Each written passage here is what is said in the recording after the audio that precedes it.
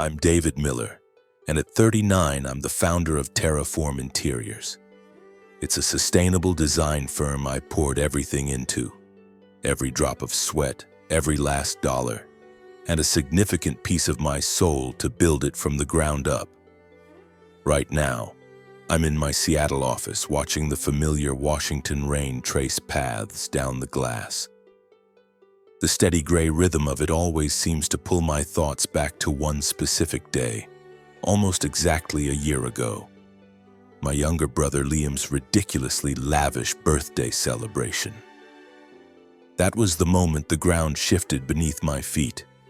It was the day the curtain was pulled back and I finally understood that to my own family I was just a ghost haunting the edges of their brilliant sun-drenched world. But to really get why that day cut so deep, you have to see where I came from. Picture a quiet boy, always lost in a sketchbook, his head full of shapes and light. I grew up surrounded by people whose futures in law and finance were mapped out from birth. My path, the one I was drawing for myself, was the only one that didn't seem to be on their map. It feels like a story best told over coffee. So wherever you are, pull up a chair. Let's pretend we're in some warm, quiet cafe here in Seattle, the scent of roasted beans in the air as I lay it all out for you.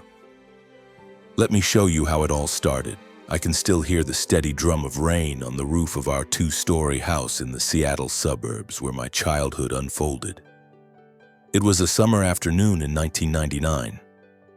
I was 13, completely lost in my own world on the living room carpet, my sketchbook open wide across my lap. My pencil was working furiously to capture an idea for a chair that was anything but ordinary.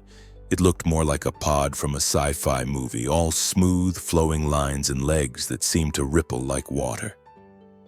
The spell was broken when Liam, my 10-year-old brother, exploded into the room. He was a whirlwind of energy, his face bright red and shiny with sweat from shooting hoops in the driveway. "David, come on! Play with me," he gasped. A huge smile spread across my face. Without a second thought, I slapped the sketchbook shut and was on my feet, chasing him back out the door. How could I say no? Back then, Liam and I were an unbreakable team. We were allies, two brothers whose bond was forged during long family trips to the Washington coast, where we'd spend hours engineering elaborate sand forts and daring each other to run from the waves until our mom's voice called us back for supper. You could have called us a typical middle-class family, but that label never quite fit the reality. It felt too modest. My father, Thomas Miller, was a powerhouse, a highly respected lawyer who ran one of Seattle's most prominent family law firms. He was an imposing figure, a man whose deep voice commanded attention in any room, and whose piercing gaze felt less like a father's and more like a judge's. You always felt like you were being weighed and measured. My mother, Eleanor, was a force of nature in her own right, a whirlwind of community activism, constantly dashing between charity galas and city council meetings. She had a public-facing, radiant smile that could charm anyone, but underneath it was a core of pure steel, a resolve focused entirely on advancing my father's career. They were two sides of the same polished, powerful coin. And then there was me, with my head in the clouds and my hands covered in graphite, a strange, smudged drawing that didn't belong in their pristine portrait of a family. As a kid, I was completely blind to the slow, silent drift that was beginning to separate Liam and me.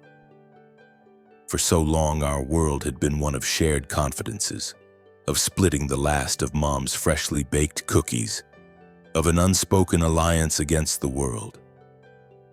But as the teenage years crept in, my universe began to shrink down to the pages of my sketchbook. I became obsessed, pouring all my time into my designs, dreaming up fantastical furniture that didn't exist. I imagined coffee tables that could accordion into a flat panel on the wall and armchairs that tilted and spun with the freedom of an amusement park ride. Liam, meanwhile, was drawn to the opposite world. He lived for the thrill of debate, sharpening his wits in verbal duels with his friends. His favorite pastime was listening, rapt, as Dad recounted his courtroom triumphs over dinner, detailing the strategies behind his biggest cases. "One day I'm going to be a lawyer just like Dad," Liam announced with absolute certainty when he was 14. That declaration earned him a proud, approving nod from our father and a smile from our mother that lit up her entire face. I was sitting right there, a half-eaten piece of steak forgotten in my mouth. My head dropped, my eyes fixed on my lap as I reflexively sketched a new, arcing line onto a napkin. Of course he will, I thought. The chasm between us only widened when it was time for college. My choice to study product design at a local Seattle university felt like a betrayal. It wasn't Harvard or Yale, the hallowed halls Dad had envisioned for his sons. "Design?" he scoffed, the words hitting me with the chill of an October downpour. "That's a hobby, David. It's not a career." Mom tried to soften the blow, but her disappointment was a tangible thing in the room.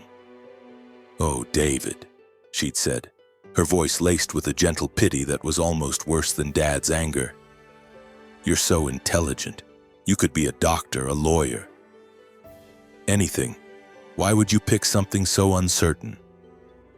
I tried to make them understand. I explained that design wasn't just idle sketching, that my dream was to create things that could genuinely improve people's lives, to change the very spaces they inhabited.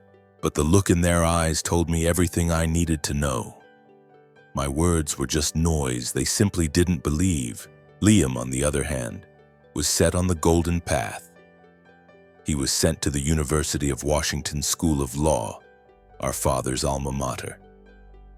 My parents covered every penny of his tuition, bought him a tidy little apartment near campus, and Dad proudly paraded him around, introducing him to all the heavyweights in the city's legal circles.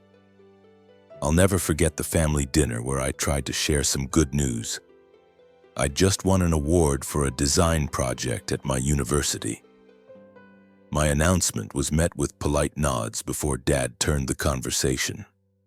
"Liam has real potential," he boomed, a proprietary pride in his voice. "He's going to take over the firm someday." I felt a lump form in my throat, and the mashed potatoes I was eating suddenly tasted like grit. The favoritism wasn't just spoken, it was a constant, suffocating presence. After I graduated, I packed my bags for Portland, determined to make it on my own. I landed a job at a small design firm, earning a salary so meager it barely covered the rent on my dilapidated one-bedroom apartment. Those early years were a blur of 70, sometimes 80-hour work weeks. I would sketch until my vision blurred and my eyes felt raw, pouring my entire being into my work, only to have clients dismiss my ideas, complaining that a table was too contemporary or a chair was impractical. It was soul-crushing. Meanwhile, Liam was being set up for success by our parents. They helped him buy a beautiful house in a nice Portland suburb and gifted him a brand new car to go with it. "Liam needs these things to project a professional image," my mother explained matter-of-factly when I gently questioned the disparity. I just nodded, letting it go. What was the point of arguing? But a cold, heavy feeling settled in my chest, and for the first time, I started to seriously wonder if I was just a visitor in my own family. When I turned 30, I made a move that my parents openly called insane. I founded Terraform Interiors. My vision was to create a company dedicated to sustainable furniture, using reclaimed and recycled materials to build pieces that were both stunningly beautiful and environmentally conscious. I took out a terrifyingly large bank loan, found a tiny office in Portland's gritty industrial zone, and threw myself into the work with a maniacal focus. For the first few months, my life was the business. I slept on a lumpy sofa in the office to save every penny, my diet consisting of instant ramen and lukewarm coffee. I remember calling my parents, my voice tight with exhaustion and hope, desperately wishing for a single word of encouragement, anything to keep me going. But my father's only response was a cold warning. If this venture of yours fails, David, don't come to us looking for a bailout. My mother on the other end of the line was silent for a beat before asking a few hollow, obligatory questions. Then, as if my entire life's gamble was a trivial matter, she smoothly changed the subject to a recent lawsuit Liam had won. I hung up the phone feeling completely and utterly alone, as if the entire world had collectively decided I wasn't worth their time. But Terraform Interiors didn't fail. It was the opposite. After 2 grueling years of barely scraping by, I perfected a line of recycled furniture that was truly unique. I designed tables built from reclaimed barnwood, chairs upholstered in a surprisingly soft fabric woven from recycled plastic fibers, and lighting fixtures crafted from beautifully reshaped glass bottles. My work began to get noticed. High-end hotels and buzzworthy new restaurants around Portland started calling. Then came the day that changed everything. I got a call from a massive hotel corporation. They wanted to place an order for 50 full sets of my tables and chairs for a new flagship location. I remember standing in the middle of my small office, phone pressed to my ear, and letting out a whoop of pure, unadulterated joy that made my few employees jump. That was it. That was the moment I knew I had finally made it. My first instinct was to share the news. I called my mom, my voice buzzing with excitement as I told her about the enormous contract. "That's nice, David," was all she said, her tone as flat and lifeless as a dial tone. The air went right out of me. "But have you heard? Liam just made partner at Dad's firm." I ended the call, the triumphant smile sliding right off my face. It was like running full speed into a brick wall. Family get-togethers became exercises in feeling invisible. I remember one Christmas dinner vividly. Dad stood up, glass in hand, to propose a toast. He launched into a lengthy, glowing tribute to Liam, who had just closed a case worth a fortune. The whole table burst into applause. Mom was practically incandescent with pride, and Liam sat there, soaking it all in with a self-satisfied smirk. I was way down at the other end of the table, my own major news burning on my tongue. Terraform had just landed a contract with a national hotel chain, a deal that would put us on the map. But just as I opened my mouth to speak, Dad had already turned back to Liam, eagerly asking about his strategic plans for expanding the firm. I shut my mouth and went quiet, staring down at my plate, prodding my food with my fork. I felt like a stranger who'd been invited by mistake. Liam, of course, was living the life they had always imagined for him.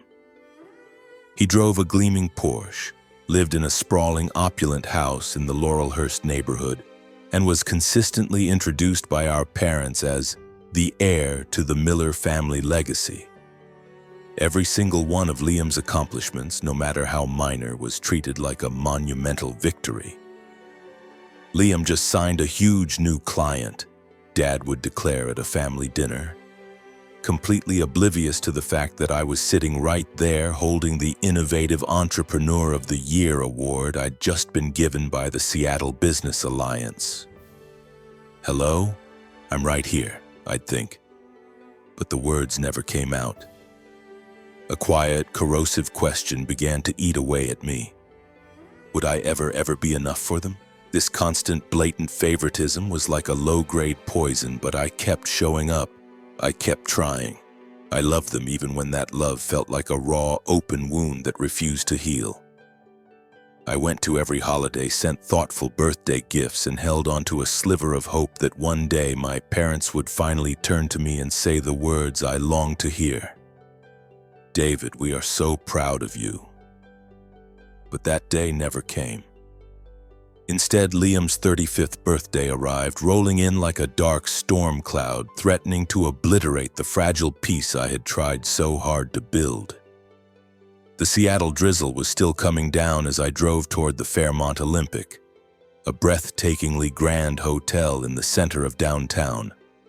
This was the stage Liam had chosen for his 35th birthday spectacle, I had on a charcoal gray suit, something I pulled out of my closet so infrequently it still felt stiff. I wasn't trying to impress anyone, it was more of a defensive measure. I knew tonight was Liam's show, a grand performance with him as the star. All I wanted was to blend in, to not give anyone another reason to see me as the odd one out. Tucked inside my jacket pocket was a small velvet-lined box. Inside was a fountain pen I had spent the better part of a week making for him by hand. The body was carved from a piece of reclaimed oak, and I had painstakingly engraved his name into the silver clip. It felt like more than a gift. It was a peace offering, a tangible way to say that no matter how wide the gulf between us had grown, I was still his big brother. Traffic had been a nightmare, so I got to the hotel later than I'd intended. The party was already in full swing, a sea of glittering dresses and dark suits. I found the check-in table and gave my name to the hostess, a young woman with a polite, practiced smile. Her eyes scanned the list before she gestured vaguely toward a far corner of the opulent ballroom. "Your table is over there, Mr. Miller," she said, her gaze already moving past me to the next guest. I just nodded and began to make my way through the throng, doing my best to ignore the fleeting, curious looks from people I didn't recognize. Walking into the grand ballroom felt like stepping into another world. Crystal chandeliers, massive and intricate, glittered like constellations overhead, casting a fractured, brilliant light across the polished marble floors. The air was filled with the smooth, mellow sound of a live jazz trio, and the sweet perfume of hundreds of white roses was laced with the rich scent of expensive wine.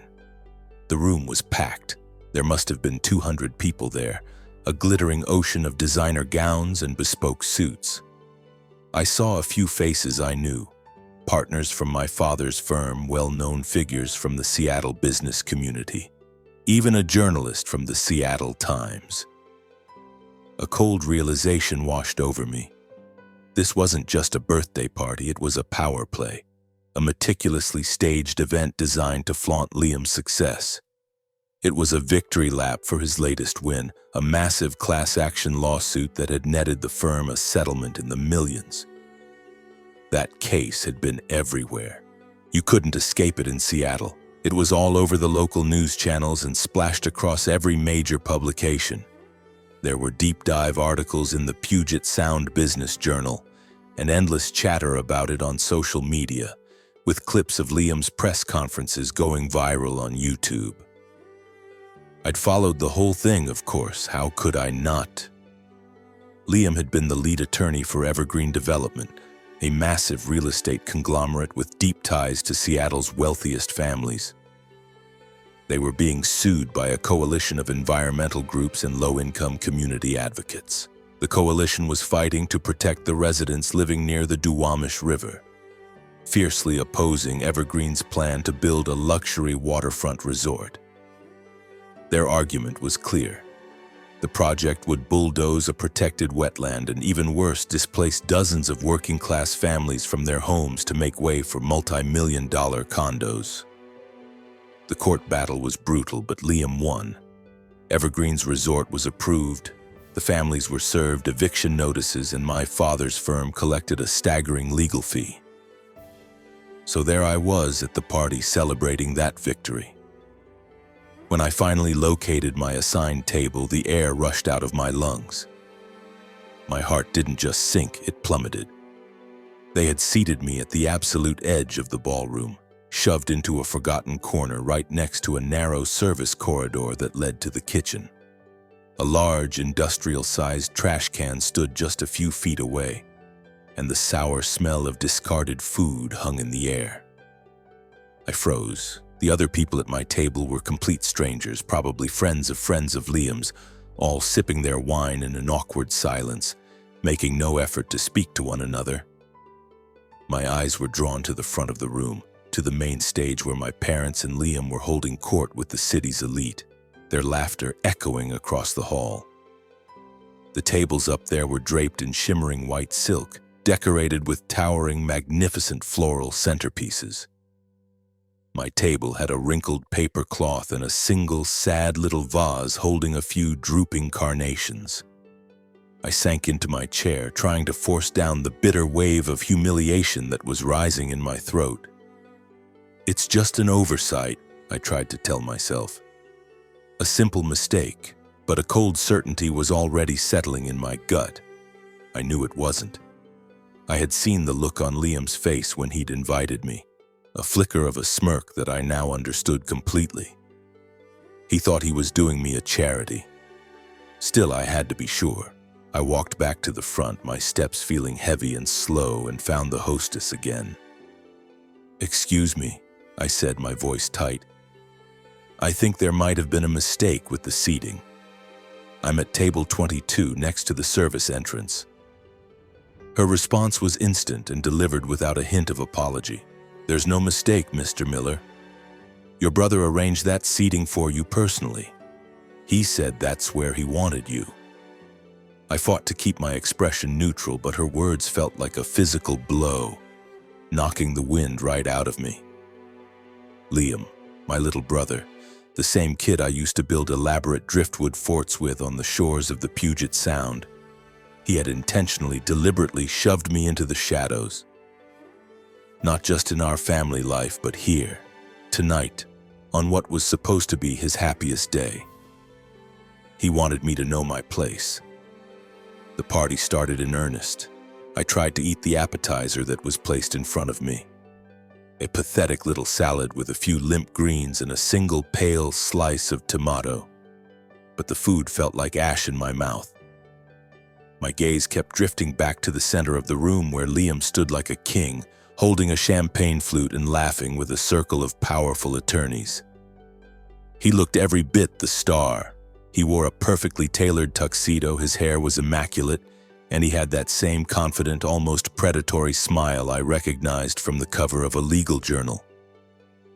My father stood right next to him, one hand resting proudly on his shoulder, while my mother glided from one influential guest to another, beaming as she introduced her successful son. A hollow feeling spread through my chest. Had they even noticed I'd arrived? Or was I just a name they'd felt obligated to check off a list, a duty fulfilled? Then came the speeches. My father took the stage, holding the microphone with the practiced ease of a man who owned every room he entered. "Today is a truly special day," he began, his powerful voice filling the vast hall. "We are not just here to celebrate Liam's 35th birthday. We are here to celebrate his greatest professional triumph to date. A landmark legal victory that any attorney would spend their entire career dreaming of." The room exploded with applause, punctuated by a few enthusiastic whistles from the crowd. Liam dipped his head in a show of false modesty, but I could see the triumphant glint in his eyes. He was savoring every single moment. Dad continued, weaving a grand narrative of Liam's journey. From his stellar performance in law school to his inevitable rise as the chosen heir to the family firm. He spoke for 10 minutes. Not once did he mention my name. Not once did he acknowledge Terraform or the fact that I had been named Seattle's Innovative Entrepreneur of the Year just a few months before. My hands curled into tight fists beneath the table, my knuckles white. It felt like I was being methodically erased from my own family's history, edited out of the official record. Next, it was Liam's turn. He strode onto the stage, his smile blindingly bright under the spotlights, and launched into his thank yous, expressing his deep gratitude to our parents, his friends, and his esteemed colleagues. I sat there, holding my breath, waiting. I was hoping for just one small acknowledgement. Something, anything, even a simple, "My brother David is here tonight and I'm proud of what he's building." But there was nothing, not a word. Liam spoke at length about the big case, about the all-nighters spent poring over legal documents, about how his work was reshaping the legal landscape in Seattle. When he finally finished, the entire room rose to its feet in a thunderous standing ovation. I remained in my chair, invisible, feeling more like a ghost than a living person. Honestly, I had no intention of causing a scene. My only plan was to slip away unnoticed, to get in my car, drive home, and try to scrub the memory of this entire humiliating night from my mind. But as I pushed my chair back and stood up to get my coat, one of the other men at my forgotten table, an older gentleman with a neatly trimmed silver beard and kind, inquisitive eyes, looked up at me. "You're David Miller, aren't you?" he asked. "The fellow who makes that incredible furniture out of reclaimed materials?" I was so taken aback I could only nod. "I read a feature about your company in the Puget Sound Business Journal," he continued, a genuine warmth in his voice. "Really fantastic work you're doing." His words were a tiny flicker of light in a vast, suffocating darkness. But they also lit a fuse. A hot, angry fire began to burn in my chest. If a complete stranger could see my value, could recognize my hard work, then why couldn't my own family? Why?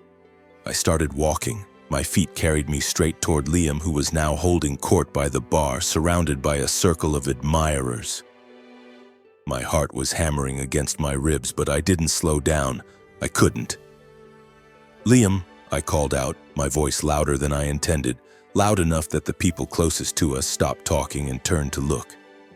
He spun around and the practiced, charming smile on his face faltered the second he saw me. The mask slipped. "I was at a table next to the garbage," I said, my voice low and steady, cutting right through the pleasantries. "Was that your doing?" The chatter around us died completely. A pocket of thick, uncomfortable silence formed as people shamelessly paused their conversations to listen in. Liam recovered quickly, his lips curling into that familiar, infuriating smirk, the one that was equal parts arrogance and derision. "You should be grateful you got an invitation at all," he said, his voice dripping with condescension. "Not everyone gets to come to an event like this, especially not someone who glues together little trinkets out of scrap wood." A few people in his circle actually snickered, their laughter turning my blood to ice. I was the butt of the joke, but Liam wasn't finished. "What does your little company even make in a year? A few 100,000 maybe?" He gestured around the grand room. "My last deal was worth more than 10 times your company's entire annual revenue.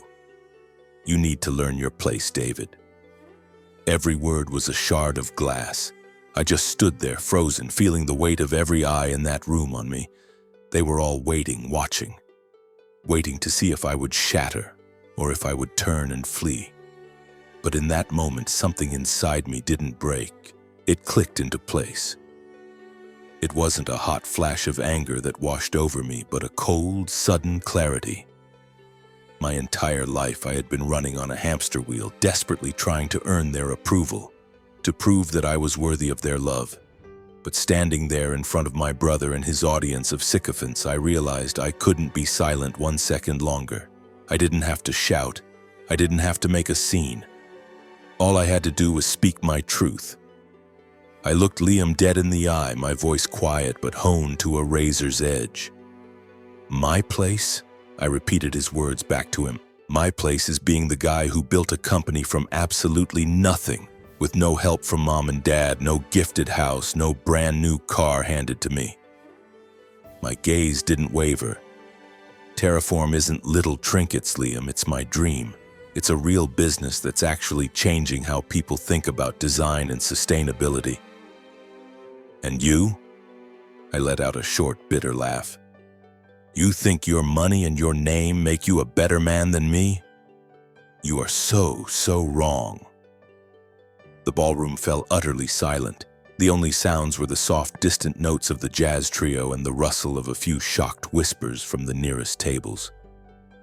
Liam was stunned into silence, the smug grin wiped clean from his face, replaced by a look of shocked disbelief. I braced myself for the counterattack, for the familiar volley of mockery I knew so well. But before he could find his voice, I heard my father's, booming and authoritative, from just behind me. "David, that is enough." He strode forward, parting the crowd like the Red Sea. He was immaculate in his tuxedo, his eyes as cold and hard as a judge's gavel. My mother was right at his side, her lips a thin, tight line, her emerald green gown glittering under the chandeliers. It felt like the whole room held its breath, sensing that the Miller family's private war was about to go public. I turned to face them. My chest felt tight, constricted, but I stood my ground. I would not back down. Not this time. "What do you think you're doing, David?" my father demanded, his voice low but carrying the full force of his courtroom command. He was looking at me like I was a hostile witness. "This is your brother's birthday party. It is a day to celebrate his achievements. Why are you trying to ruin it by making a scene?" The floor seemed to tilt beneath my feet. "Ruin it," I thought, the words echoing in my head. "I'm ruining it?" I looked from my father to my mother, searching her face for any sign of understanding, any flicker of maternal compassion. All I found was a deep, weary disappointment. She just shook her head slowly. "David, you should be happy for Liam," she said, her voice softer than my father's but just as sharp with reproach. "Your brother has accomplished something incredible. Can't you see that everyone is here to celebrate him? Why must you always make a fuss?" "Make a fuss?" The words came out of me raw and incredulous. "Mom, Dad, I'm just telling the truth. Liam humiliated me. In front of all these people, he called my life's work worthless and deliberately sat me next to the kitchen garbage. I'm not the one ruining anything. He did that the moment he decided I was disposable." Liam, who had been standing silently a few feet away, let out a small, contemptuous snort. But my father shot him a look and raised a hand, silencing him before he could speak. "That's enough, David," Dad said, his voice now devoid of all warmth, as cold and hard as granite. "You have always been overly sensitive. Liam was making a joke, and you're turning it into a melodrama. Do you have any idea how many important people are in this room? They came here to celebrate your brother," he continued, his voice dropping to a furious whisper, "and you are embarrassing this entire family." I stood there, my blood running hot and cold at the same time. Embarrassing the family? I looked past him to my mother, a last desperate hope that she would intervene, that she would offer some shred of fairness. Instead, she reached out and took Liam's hand, pulling him closer to her side as if he were the one who had been wronged. "David, please," she said, her voice now pleading, which was somehow worse than her anger. "Just go back to your table and try to behave. Don't make this any worse than it already is." A scream was building in my throat. I wanted to unleash it, to demand to know why Liam was always the one to be defended, why my own struggles. The years of bone-deep exhaustion, the nights spent sleeping on an office sofa, the massive contracts I had won with my own two hands, were never ever worthy of a single word of praise from them. But the scream died before it could escape. I said nothing, not because I was scared, but because in that moment the final painful truth settled over me like a shroud. In their world, I would always be the lesser son.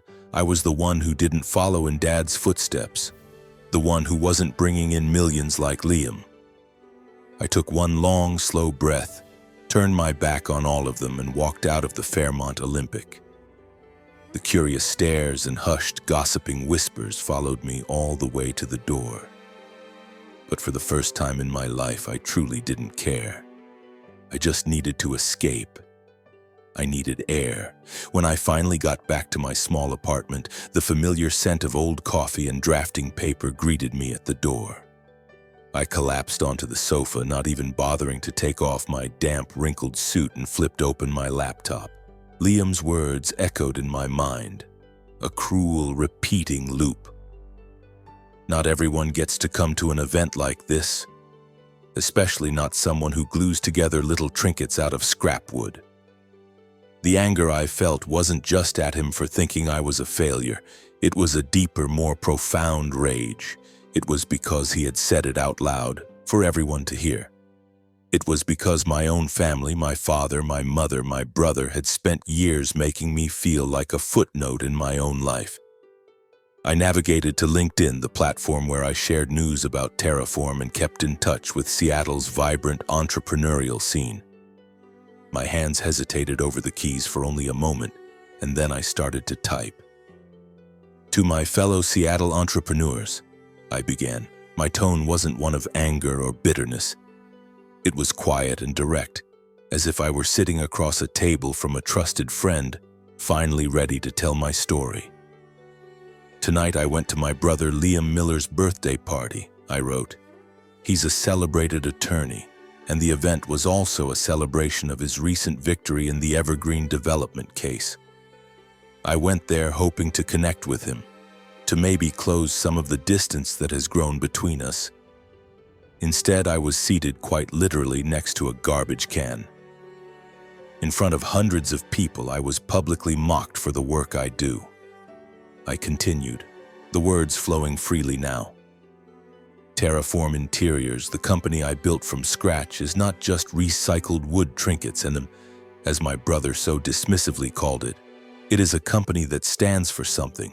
It stands for sustainability, for innovation, and for creating real value without destroying communities or crushing people in the process.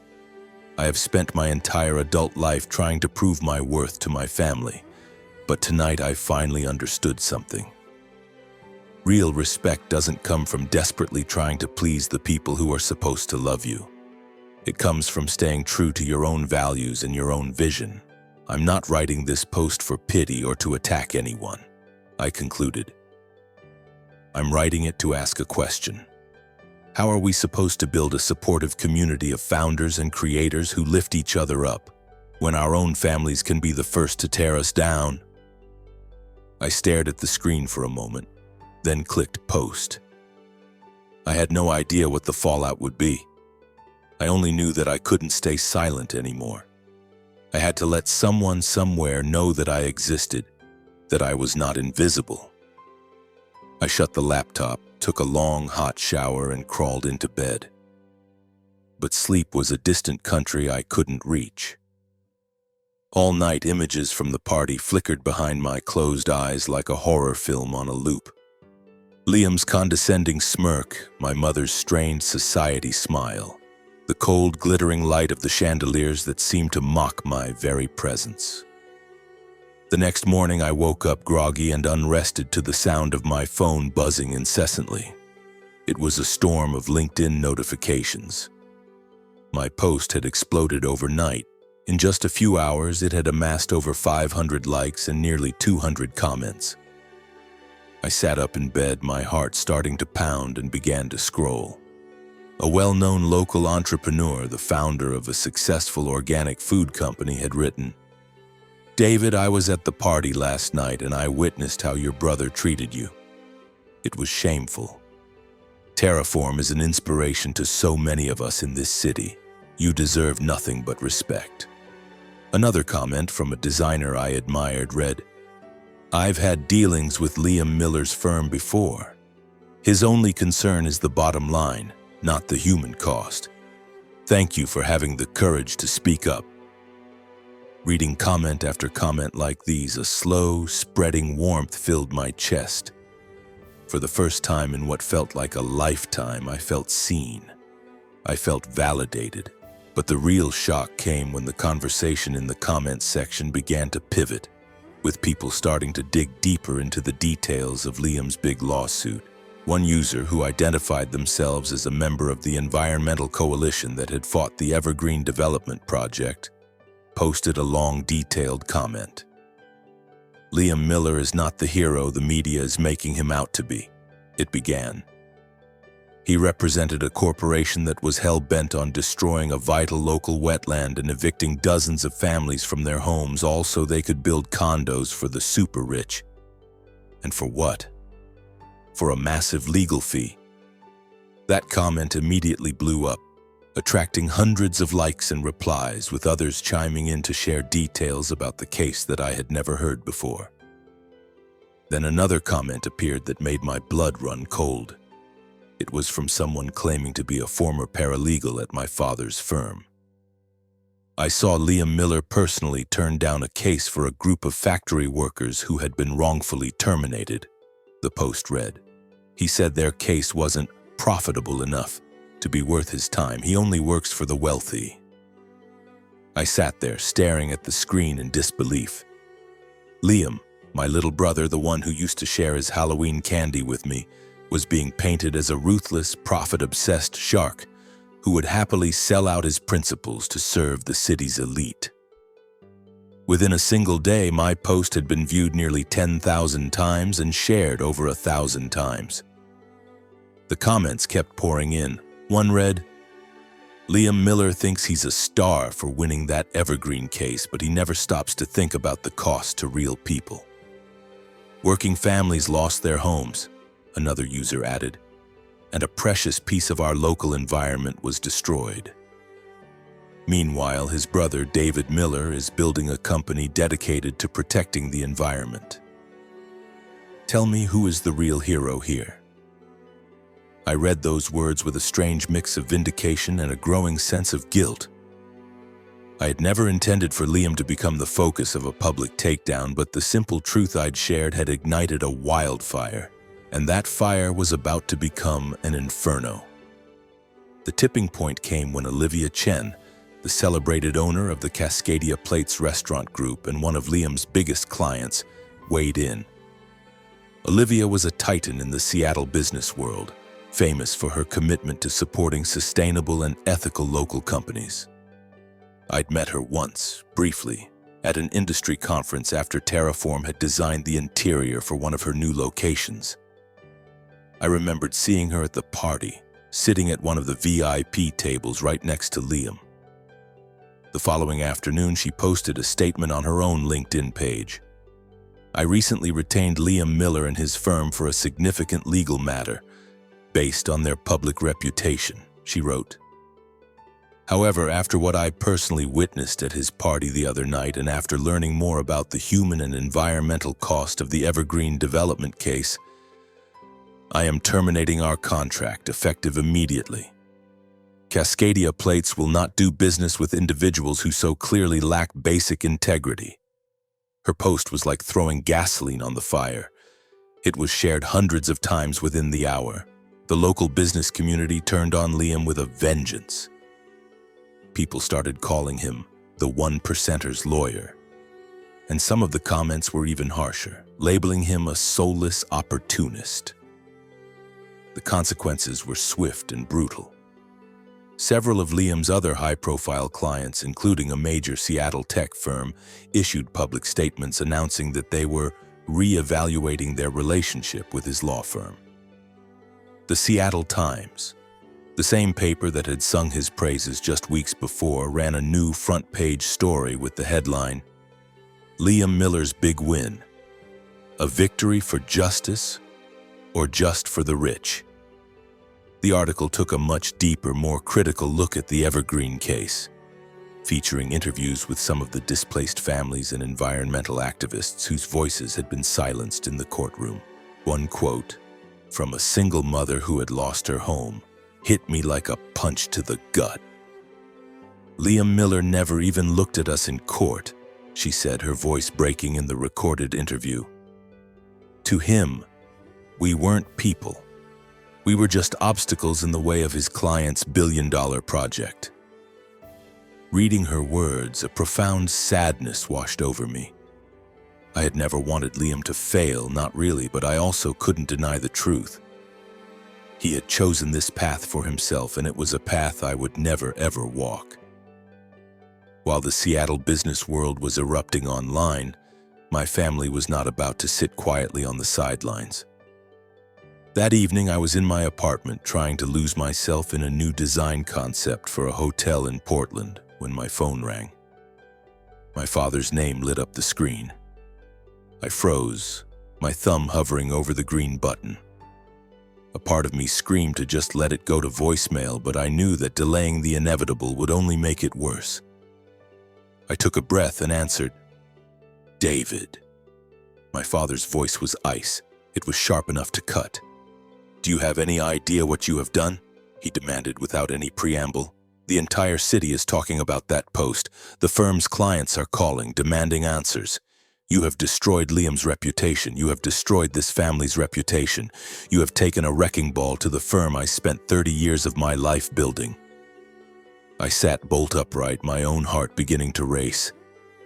Dad, I said, fighting to keep my voice even despite the crushing pressure in my chest.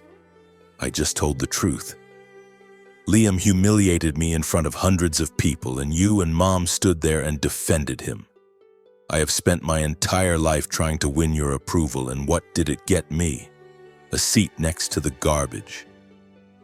Do you have any idea how that feels? My father let out a long, heavy sigh. You always exaggerate, David. You blow everything out of proportion. Liam was teasing you. You didn't have to turn a silly joke into a public crucifixion. Have you stopped for 1 second to think about the damage you've caused? Liam is hemorrhaging clients. Major partners at the firm are questioning his leadership. Are you really willing to destroy your own brother's career because of a little wounded pride? I bit down hard on my lip, trying to choke back the hot wave of anger that was surging through me. Wounded pride? I shot back. Dad, this has nothing to do with my pride. This is about respect. It's about basic human decency. I built Terraform from the ground up with no help from you or Mom, not a single penny, not one word of encouragement. And all the while, Liam got a house, a car, and an endless parade of praise. All I ever wanted was for my own family to see me, to just see me, but you never have. There was a long silence on the other end of the line. For a foolish, fleeting second, I thought he might actually be considering my words, that he might offer some small concession. But then he spoke again, his voice as unyielding as ever. David, you are going to apologize to Liam. Publicly. You will write another post and you will say that you overreacted, that you misunderstood the situation. If you do not do this, then you will be held personally responsible for every single client this firm loses. He hung up before I could even form a response. I just sat there staring at my phone, the silence in my apartment suddenly feeling deafening. It wasn't even an hour later when my mother called. Her tone was gentler, but it was laced with that same familiar weary reproach. David, you know I love you, she began. But why would you do this to your brother? He is under so much pressure right now. He worked so hard on that evergreen case, and now people are attacking him from all sides, all because of what you wrote. Can you imagine how much that must hurt him? I gripped the phone so tightly my knuckles turned white, fighting to keep my voice from trembling. Mom, I never wanted it to get this out of control, but do you even understand what Liam did? He represented a company that threw working families out of their homes just so they could build luxury condos. He chose a paycheck over people. And when I finally stood up for myself, you and Dad immediately took his side and blamed me. Why is no one asking Liam why he felt the need to publicly humiliate me? I asked, my voice cracking. My mother sighed again, a sound heavy with exhaustion. David, Liam isn't perfect, but he is your brother. Family is supposed to stick together no matter what. You can't keep being so jealous of his success. Jealous. The word was a tiny, sharp needle that pierced right through me. I wasn't jealous of Liam. I had never been jealous of him. I just wanted to be seen. I just wanted a fraction of the acknowledgement they so freely gave to him. Mom, I said, my voice now thick and hoarse. I am not jealous. I'm just tired. I'm so tired of constantly having to fight to prove that I'm worthy of being your son. I ended the call. I couldn't bear to hear another word. Liam, for his part, did not remain silent. The next morning, a new post appeared on his LinkedIn profile. I am deeply disappointed by the recent unfounded criticism directed at me and my family's law firm, he wrote. The Evergreen development case was a complex but legitimate legal victory, and it was handled with the highest degree of professionalism. I am proud to have vigorously defended my client's interests, and I will continue to do so in the future. Baseless accusations from a few disgruntled individuals will not change the facts of the matter. He didn't use my name, but everyone knew exactly who a few disgruntled individuals was meant to be. The comments section beneath his post was a war zone. Some people rallied to his defense, praising his tenacity and his warrior spirit. But many others continued to hammer him, digging up more and more unflattering details about the Evergreen case and his firm's track record. After about 2 weeks, the initial frenzy of public debate began to die down, the way a relentless Seattle downpour eventually softens to a drizzle and then stops. But the silence that followed wasn't peaceful. It was the heavy, sodden quiet that comes after a devastating flood. The landscape had been permanently altered. There was no going back to the way things were. While the story was no longer front-page news, my original LinkedIn post continued to be shared, and my reputation within the Seattle business community had been transformed. I was no longer seen as just Liam Miller's quiet, artistic older brother. I had become David Miller, the founder of Terraform Interiors. The man who had been brave enough to speak his truth, even if it meant standing up to his own family. It was a Tuesday morning. I was in my small office at Terraform, sifting through the usual pile of emails, when a message from an unfamiliar address caught my eye. The sender was named Rebecca Vance, and her title was Director of Sustainability for Summit Hotels, a luxury chain with properties all over the Pacific Northwest. "Dear David," the email began, "I read your recent post on LinkedIn and I was incredibly impressed by your courage and your commitment to your values. Summit Hotels is actively seeking to partner with companies that share our dedication to environmental stewardship, and we would be very interested in discussing the possibility of using Terraform's furniture in our upcoming renovation projects." I read the email 3 times, my heart pounding in my chest. Summit Hotels wasn't just another client. They operated more than 20 properties from Vancouver down to San Francisco. A contract with them would be a game changer. It would catapult Terraform to a whole new level. I took a deep breath and replied immediately, my fingers flying across the keyboard, trying to keep my tone cool and professional, when all I wanted to do was leap out of my chair and yell with joy. That was only the beginning. Within a week, 3 more emails just like that one had landed in my inbox. An organic food company based in Portland wanted to explore a collaboration on sustainable packaging. A local university invited me to be the keynote speaker at their annual conference on ethical entrepreneurship. And then came the one that truly stunned me. A venture capital fund that had turned me down flat 2 years ago reached out, offering to invest a significant amount of capital to help me scale up Terraform's production. "We misjudged you, David," the fund's managing partner wrote in a personal email. "Your story and the mission of Terraform is exactly the kind of founder-led vision we want to get behind." I just sat there, looking at my screen at the flood of opportunities pouring in. It felt like the world was finally cracking open for me. For the first time in my life, I wasn't trying to escape Liam's long shadow. I was standing in my own light, and it was blinding. In the fiercely competitive world of Seattle startups, Terraform suddenly became a symbol, a testament to what it meant to build a business with integrity. At a big networking event a few weeks later, I was asked to get up on stage and share my story.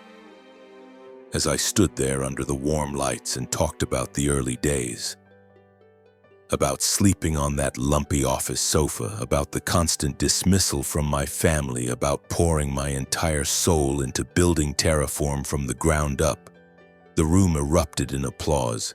It was genuine, and it was loud. After I stepped down, a middle-aged woman with kind eyes, the owner of a popular local bakery, came up and took my hand. "I was at Liam's birthday party," she said, her voice soft. "I saw what happened. You're not just a gifted designer, David. You're an inspiration to all of us." Her simple, heartfelt words hit me with such force that I felt my throat tighten. All these years I had been starved for validation from the people who were supposed to love me most. But now, here in this room full of strangers, this community of people who shared my passion and my values, I was finally getting what my own family had never been able to give me. While Terraform was soaring, the law firm my father and Liam had built was in a nosedive. The damage from my post and the subsequent social media firestorm wasn't just a matter of whispers and bad press. After Olivia Chen publicly pulled her massive contract, other major clients got spooked and started to follow her lead. A Seattle-based tech company, a client my father had personally courted for years, released a public statement announcing they were putting their relationship with the firm under review. A national retail giant, which had been on the verge of signing a major retainer with Liam, abruptly backed out of the deal, citing reputational concerns. I didn't hear any of this directly from my father or Liam, of course. The news came to me through an old college friend who was now a partner at another downtown law firm. "Your dad's firm is in freefall, David," he told me over the phone one afternoon. "Liam is trying to hold on to a few of his legacy clients, but his reputation is in tatters. Around town, people are calling him the 1%er's lawyer." The media wasn't letting go of the story either. They kept digging into the Evergreen development case. An investigative piece in The Stranger featured long interviews with the environmental activists involved, one of whom described Liam as a soulless legal machine completely devoid of a conscience. The woman who had led the coalition fighting the development told the reporter, "Liam Miller knew exactly what that resort would do. He knew it would destroy a vital ecosystem and ruin the lives of dozens of families. He just didn't care. All he cared about was the money." The article even included a leaked internal email from an Evergreen executive who praised Liam for his efficiency in clearing the obstacles, a chillingly detached reference to the human beings and the natural habitat that stood in his way. Reading those words, a profound wave of grief washed over me. This was Liam, my little brother. The kid who used to chase me down the beach on Vashon Island, his laughter echoing in the salt air as we built sandcastles until the tide came in. The person described in that article was a complete stranger to me, someone who had been swallowed whole by a world of power and money, a world where concepts like empathy and justice had ceased to have any meaning. Liam tried to do damage control. About a week after my post, he agreed to appear on a local political talk show, hoping to rehabilitate his image. "The Evergreen development case was a fair and just legal outcome," he said, his voice as smooth and practiced as a politician's. "I represented my client with the utmost integrity and professionalism. The recent attacks against me have been deeply unfair and entirely personal." But the viewers weren't buying it. The live comment feed scrolling alongside the video was brutal. Dozens of people were challenging his ethics, bringing up his firm's well-known refusal to take on pro bono work for low-income clients, and of course, hammering him about how he had treated me at the party. One comment in particular seemed to cut through his composure. "Liam," it read, "have you apologized to your brother for publicly humiliating him? Or do you only say you're sorry when it starts costing you money?" The question shot to the top of the feed, racking up hundreds of likes in seconds. On screen, Liam tried to hold his smile, but I could see it, a flicker of panic in his eyes. He was rattled. My parents, however, remained steadfast. One evening, there was a knock on my door. It was my mother. It was the first time she had ever set foot in my apartment. She stood on the welcome mat, still wearing her expensive wool coat, looking completely out of place. Her eyes were tired, ringed with shadows. "David," she said, her voice strained and raspy, "you need to make this stop. What you are doing is tearing this family apart." Liam is suffering. Your father's firm is in crisis. Have you given any thought to us at all? I opened the door wider and invited her in. I made her a cup of tea, but the silence between us was stretched so tight I thought it might snap. "Mom," I said finally, my voice quiet. "I don't want to destroy anything. I never did. All I ever wanted was to be treated with a little bit of respect. Liam made his own choices, and if those choices are now having consequences, that isn't my fault." She just shook her head, her knuckles white as she gripped the teacup. "You don't understand, David," she insisted. "Liam needs our support right now. He is the future of this family." A familiar ache spread through my chest. "And what about me, Mom?" I asked, the words barely a whisper. "Am I a part of this family too?" She didn't answer. She just stood up, placed the untouched cup of tea back on the coffee table, and walked out of my apartment. The click of the closing door echoed in the sudden, heavy silence. The teacup she left behind sat on the table for a long time, its warmth long since faded, a perfect metaphor for what was left of my relationship with my family. I wasn't angry anymore, not at my mother or my father or even at Liam. I was just tired, a bone-deep exhaustion from a lifetime spent trying to earn a place at their table, a lifetime spent trying to be seen. And so today, sitting here in my office, watching the rain streak down the window pane, I find myself thinking about it all. Not about the new contracts or the partnership offers or the public firestorm that upended Liam's life. I'm thinking about what I've learned through all of this, and what I hope I can share with anyone else out there who has ever been made to feel invisible. For so long, I believed that my value as a person was tied directly to my family's approval. I spent decades twisting myself into knots trying to make them proud, trying to earn Liam's respect, trying to prove that my passion for sustainable design was more than just the silly little hobby they always dismissed it as. But that night, at Liam's birthday party, standing in that ballroom while he mocked me and my parents rushed to his defense, something finally broke free. I realized that recognition from others, whether it's from your family, your friends, or the world at large, is not what defines you. Your worth is not something that can be given to you or taken away. It lives inside you. It's in your principles, in the dreams you have the courage to pursue, and in the strength you find to get back on your feet after you've been knocked flat. When I wrote that LinkedIn post, when I laid bare the truth of how my own family treated me, I never imagined that the entire city would pay attention. I wasn't trying to start a movement. I just wanted to be heard. For once in my life, I just wanted to speak my truth. But what happened next was so much more than I could have ever expected. An entire community of fellow entrepreneurs and creators rose up to support me. A tribe of strangers who, it turned out, shared my belief in integrity and sustainability. They taught me that family isn't just about blood. It's about the people who choose to walk alongside you, who see you for who you are. When Olivia Chen made the decision to cancel her $500,000 contract with Liam, she wasn't just defending me. She was making a stand. She was sending a clear message that in business, as in life, respect is not a negotiable commodity. I learned that when you treat people with contempt, that disrespect doesn't just wound them. Eventually, it circles back and poisons you. But the most important lesson I learned had nothing to do with Liam, or my parents, or what happened that night at the Fairmont Olympic. It was about discovering a strength inside myself that I never knew I had.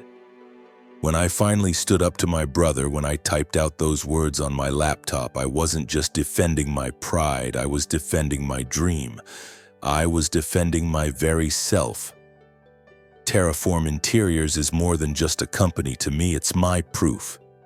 It's proof that you can build something valuable and successful without having to tear other people down.